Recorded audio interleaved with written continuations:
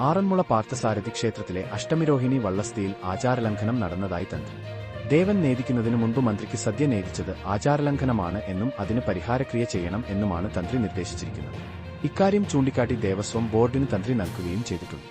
തന്ത്രി തെക്കേടത്ത് കുഴിക്കാട്ടിലത്ത് പരമേശ്വരൻ വാസുദേവൻ ഭട്ടതിരിപ്പാടാണ് കത്ത് നൽകിയിരിക്കുന്നത്. സോഷ്യൽ മീഡിയയിൽ നിരവധി ഫോളോവേഴ്സുള്ള നടിയും അവതാരകയും എഴുത്തുകാരിയും ആണ് അശ്വതി ശ്രീകാന്ത്. പലപ്പോഴും സാമൂഹിക വിഷയങ്ങളിൽ അശ്വതി ശ്രീകാന്ത് സ്വീകരിക്കുന്ന നിലപാടുകൾക്ക് വലിയ പിന്തുണ ലഭിക്കാറുണ്ട്. കുട്ടികളുമായി ബന്ധപ്പെട്ട വിഷയങ്ങളിലും അശ്വതി ശ്രീകാന്ത് മാതാപിതാക്കൾക്ക് ഉപകാരപ്പെടുന്ന കുറിപ്പുകൾ പങ്കുവയ്ക്കാറുണ്ട്. സംഘർഷത്തിനിടെ പോലീസിന്റെ ലാത്തി അടിയേറ്റ് പരിക്കേറ്റ് ഷാഫി പറമ്പിൽ എംപിയെ പ്രതിപക്ഷ നേതാവ് വി ഡി സതീശൻ ആശുപത്രിയിൽ സന്ദർശിച്ചു. ഷാഫിയെ ആക്രമിച്ചതിൽ ഗൂഢാലോചന നടന്നിട്ടുണ്ടെന്നും അന്വേഷണം നടത്തി കുറ്റക്കാരായ ഉദ്യോഗസ്ഥർക്കെതിരെ നടപടി എടുക്കണമെന്നും അദ്ദേഹം ആവശ്യപ്പെട്ടു. ഷാഫി പറമ്പിൽ വൈകിട്ട് ആശുപത്രി വിട്ടു. കോഴിക്കോട്ടെ വീട്ടിൽ അദ്ദേഹം ഇനി വിശ്രമത്തിലായിരിക്കും. സംസ്ഥാനത്തെ യൂത്ത് കോൺഗ്രസിന് പുതിയ നേതൃത്വം. ജെ ജനീഷ് യൂത്ത് കോൺഗ്രസ് സംസ്ഥാന അധ്യക്ഷനാകും. ലൈംഗികാരോപണത്തിൽ കുടുങ്ങി രാഹുൽ മാങ്കൂട്ടത്തിൽ രാജിവെച്ചതിനുശേഷം 2 മാസത്തോളമായി യൂത്ത് കോൺഗ്രസിൽ പകരം അധ്യക്ഷനെ നിയമിച്ചിരുന്നില്ല. ഇതിൽ സംഘടനയ്ക്കുള്ളിൽ തന്നെ അമർഷം പുകയുന്നതിനിടെയാണ് പുതിയ നേതൃത്വത്തെ തീരുമാനിച്ചിരിക്കുന്നത്. വിദ്യാർത്ഥിനി ഹിജാബ് ധരിച്ച് എത്തിയതിനെ തുടർന്നുള്ള തർക്കത്തെ തുടർന്ന് കൊച്ചിയിൽ സ്കൂൾ പൂട്ടി. പള്ളുരുത്തി സെന്റ് റീത്ത സ്കൂളിലാണ് ഹിജാബിനെ ചൊല്ലിയുള്ള വിവാദം.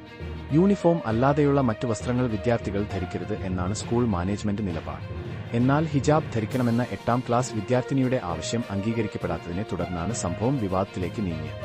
നടി നവ്യ നായരോട് മാളിൽ വെച്ച് മോശമായി പെരുമാറാൻ ശ്രമം. നവിയും സൗബിൻ ഷാഹിറും പ്രധാന വേഷത്തിൽ അഭിനയിക്കുന്ന പാതിരാത്രി എന്ന ചിത്രത്തിന്റെ പ്രമോഷൻ വേണ്ടി കോഴിക്കോട് ഹൈലൈറ്റ് മാളിൽ എത്തിയപ്പോഴാണ് നടിക്ക് നേരെ മോശം പെരുമാറ്റമുണ്ടായത്. ശനിയാഴ്ച വൈകിട്ടായിരുന്നു പ്രമോഷൻ പരിപാടി. സൗബിനും നവിയും ആഗസ്റ്റിനും അടക്കമുള്ള സിനിമയുടെ അണിയറ പ്രവർത്തകർ പ്രമോഷൻ എത്തിയിരുന്നു.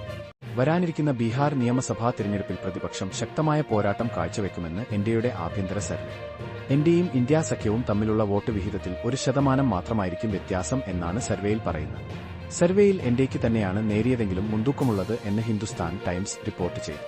ബീഹാറിൽ തിരഞ്ഞെടുപ്പ് അടുത്തിരിക്കെ പാർട്ടി ടിക്കറ്റുകൾ വിതരണം ചെയ്ത ലാൽ പ്രസാദ് യാദവിന്റെ നടപടി തടഞ്ഞ് മകൻ തേജസ്വി യാദവ്. സീറ്റ് വിഭജനം സംബന്ധിച്ച് ഇന്ത്യ മുന്നണിയിൽ അന്തിമ തീരുമാനം ആകാത്തതിനെ തുടർന്നാണ് തേജസ്വി യാദവ് ഈ വിഷയത്തിൽ ഇടപെട്ടത്. ഇന്ന് രാവിലെയാണ് അദ്ദേഹം വിഷയത്തിൽ പ്രതികരിച്ചത്. ബീഹാറിൽ രാഷ്ട്രീയ ജനതാദളാണ് ആർജെഡി പ്രതിപക്ഷ സഖ്യമായ ഇന്ത്യ മുന്നണിയുടെ അമരക്കാർ.